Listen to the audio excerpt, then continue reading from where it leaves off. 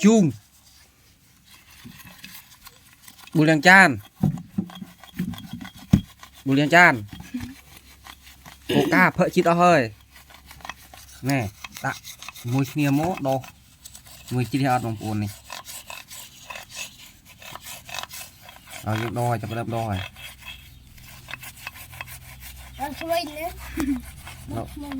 đã tinh ra mùi mà ya mày đang buồn xã mơn tay tiền mà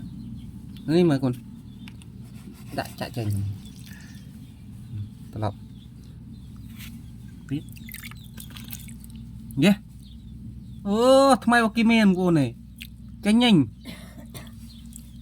นี่เอาลีนเจ็ดขมาวลีนกูเนี่ย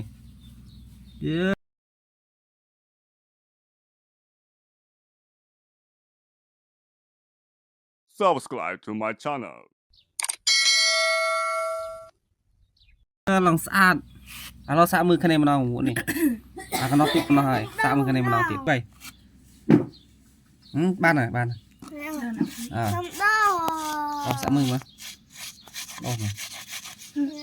มาโดมาขนาดนี้สิ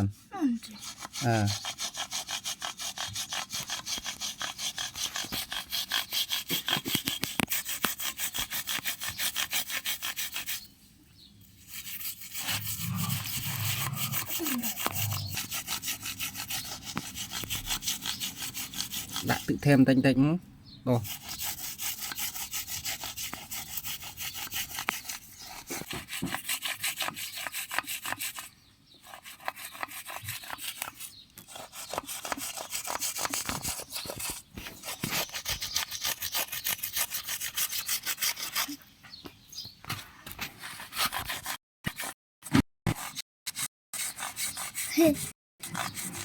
đấy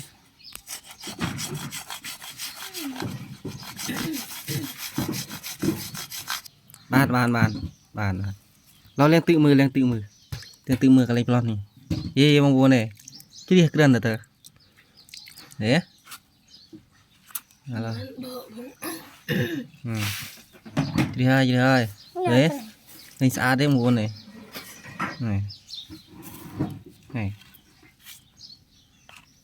này can này mà cột can nó lên tự mình